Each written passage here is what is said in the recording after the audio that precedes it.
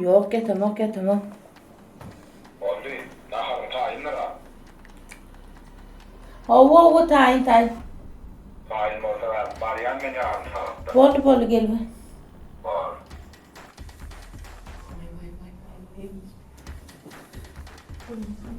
Benim işte.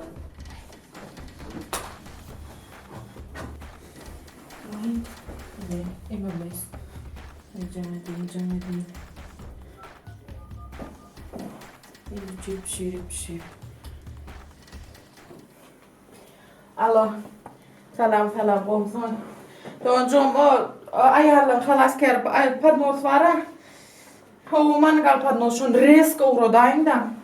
Şu padnos reska gelmese men reska uydan gidiyen de gayrat edin reska uğradum. Böyle sağ olun.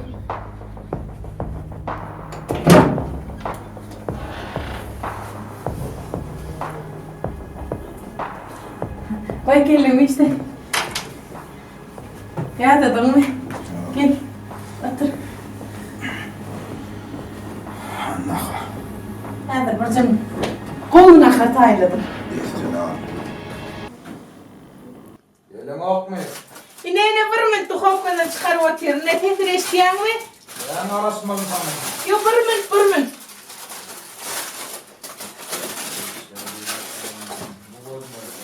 Vallahi ne saltıra. Bardım öne. İne. Geçelim. İyi. Tamam da artık.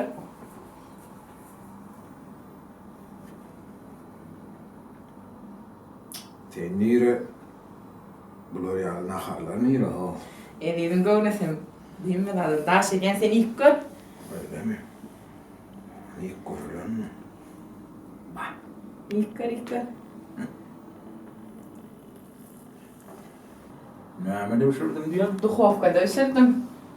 Onunla tutsan yıkır ya. Yürü de şun yale. İyi serici var. Şun sepeledim de. Siz orttun mu? Biz bunları yardım hatlarım senden çıktanmışa oluyor. Ay bu ya ahırına karışır benim uğrunun var. Edin siz orttun mu? Ay. Sıcağından ilk gör. Haşlan ya. Hava şundan siz orttun mu? Tuğramalım mı? Ay goncana. Aynen bunları yardım hatlarım çıktı. Bolyarım ya. İyi ver. Naş olsun iyi ver. Ağır. Yay olmasa. Yok iyi ver özün arkayı. Ay halanı. Mine büyüdü. Allah. Sağ olun tanrım kızım. Her sefer darma yetişen beni dikkat ettirin gerek oldu. Sağ olun kızım. Her sefer darma yetişen sağ olun. Sağ olun. Benim adım denem sağ olsun aç sonra. İyi verdi septim diyen olacağını. Hı? Yenleş.